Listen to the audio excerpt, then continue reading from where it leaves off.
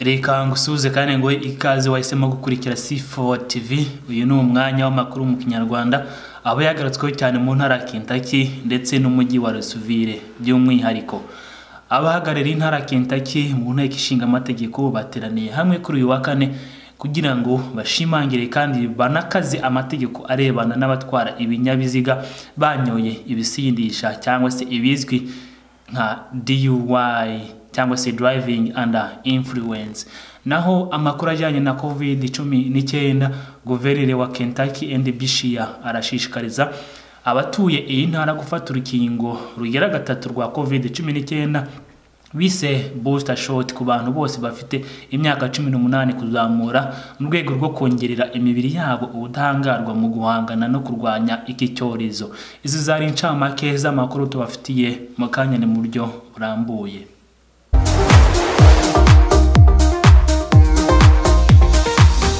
Abadepite bahagarariye intara Kentucky bari gukora ibishoboka ngo bahindure kandi banakaze amwe mu mategeko yagenderwagaho muri Kentucky ajyanye n'ikumira ry'abatwara ibinyabiziga banyoye ibiyobyabwenge cyangwa se ibindi bisindisha bitandukanye mu rwego rwo gusiba icyuho cyabaga hagati y'abashinzwe umutekano ndetse n'umushoferi ukekwaho gutwara ikinyabiziga yasinze, dore ko abashoferi bari bafite uburenganzira bahabwa n'itegeko bwo kwanga gutanga amaraso ngo apimwemo ibisindisha. Kubera ko abashinjacyaha babonye uwafashwe ashinjwa DUI afite uburenganzira ahabwa n'itegeko bwo kwanga kwipimisha amaraso kandi ntibishobora kuba gihamya cyangwa ngo bitangwe nk'ikimenyetso, nta nibisobanuro abashinja. Itegeko ririho ubu ryemerera abakwekwaho DUI cyangwa gutwara imodoka basinze kwanga gupimwa ingano y'ibisindisha biri mu maraso yabo nyuma yuko bakoze impanuka cyangwa se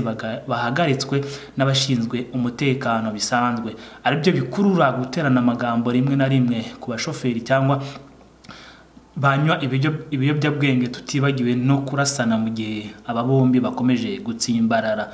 Mu gushaka gukora ubugororangingo kuri iri tegeko, aba badepite bashaka ko kongeramo uburenganzira n'ububasha buhabwa abashinzwe umutekano guhabwa urwandiko rubemerera gusaka ukekwaho DUI mu gihe uyu yanze kubikora ku bushake, kuko nanone iri tegeko risanzwe ritemerera abashinzwe umutekano gusaka uretse igihe habayemo urupfu cyangwa se gukomereka biturutse mu gutwara ibinyabiziga umushoferi yasinze.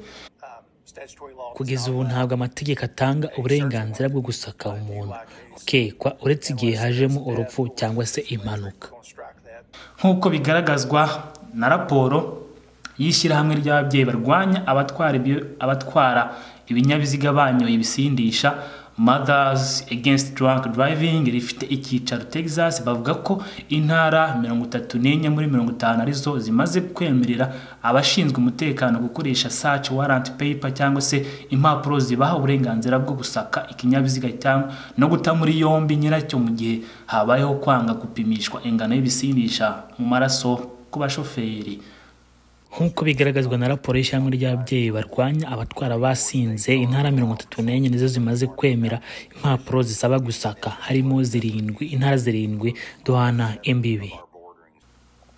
Umushinjacyaha mukuru mu murenge wa Woodford Alan George yagaragaje ko 43% by'abahamijwe DUI muri Kentucky basanganywe ibiyobyabwenge cyangwa se urumogi, naho 11% nabo bagasanganwa uruvange rw'urumogi ruvanze n'inzoga nyuma yo gupimwa mu maraso. Imibare igaragazwa na bankrate.com ivuga ko gutwara abantu 28 ku munsi muri Amerika bicwa no gutwara ibinyabiziga banyoye ibisindisha cyangwa se ibindi biyobyabwenge, aba bakabari hafi 10,000 ku mwaka nk'uko the National Highway Traffic Safety Administration ibivuga. Dukomeje n'amakuru avuga kuri COVID-19, ni kuri uwa gatanu ubwo bwana Beshear yashyiraga umukono ku itegeko riha uburenganzira buri wese uri hejuru y'imyaka 18 uba cyangwa se ukora mu ntara ya Kentucky gufata urukingo rwa gatatu rwa COVID-19 nyuma y'amezi 6 ahawe urwa kabiri rwa Moderna cyangwa se Pfizer cyangwa se nanone nyuma y'amezi 2 kubafashe urukingo rwa Johnson rutangwa ari rumwe ariko zose zigamije kurwanya icyorezo cya COVID-19. turi mu bihe by'ibiruhuko Thanksgiving ndetse na Noheli n'ibindi bihuza imbaga y'abantu. COVID-19 ishobora kuhabona urwaho igakwirakwira. Kubera iyo mpamvu ni ngombwa ko abantu bafata booster shot bakazamura ubudahangarwa bw'umubiri wabo, kuko hari igihe kigera ubudahangarwa bukagabanuka. Guverineri yavuze ko mu ntara ya Kentucky hagaragaye igabanuka ry'abanduye mu byumweru byinshi bishize, ariko ubu imibare ikaba ikomeje kugenda izamuka muri Kentucky mu gihe abafata inkingo bo batiyongera. Ku munsi nashize umukono ku itegeko riha uburenganzira buri wese utuye muri Kentucky ufite imyaka cyangwa urengeje 18 gufata urushinge rwa booster. Kugeza ubu hashingiwe ku bigo byo muri Amerika birimo igishinzwe kurwanya no gukumira indwara zandura CDC ku bufatanye n'ikigo cyita ku buziranenge bw'ibyo kurya ndetse n'imiti FDA bivuga ko urukingo rwa gatatu cyangwa se booster shot rwa Moderna cyangwa se Pfizer ruhabwa abafite cyangwa barengeje imyaka 65 bafite ubudahangarwa buke mu mubiri cyangwa se bahura n'abantu benshi binyuze mu bikorwa byabo bya buri munsi. Mu gihugu cyose intara 6 kugeza ubu zimaze kwemera ko abaturage bazo bafata urukingo rwa gatatu zirimo Arkansas, California, Colorado, New Mexico ndetse na Virginia, tutaragiwe na Kentucky, aho abarenga ibihumbi 437 bamaze kurufata.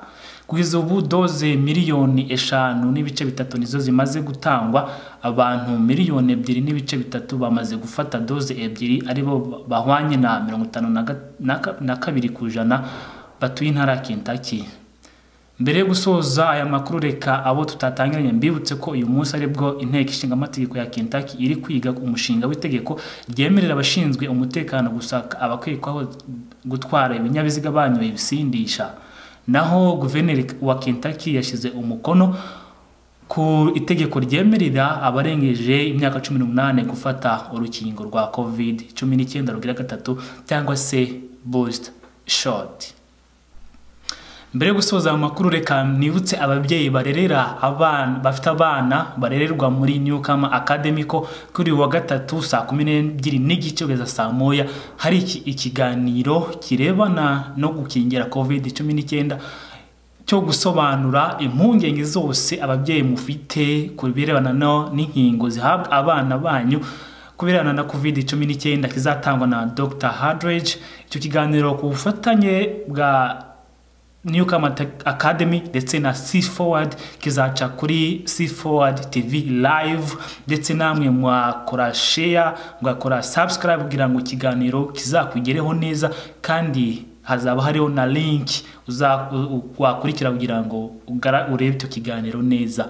Aha niho dusorije amakuru y'uyu munsi. Reka ngusabe nanone gukora subscribe, like, share ndetse na comment kugira ngo aya makuru ajye akugeraho ku buryo bukoroheye. Twari kumwe, nitwa Fati James. Ibihe byiza.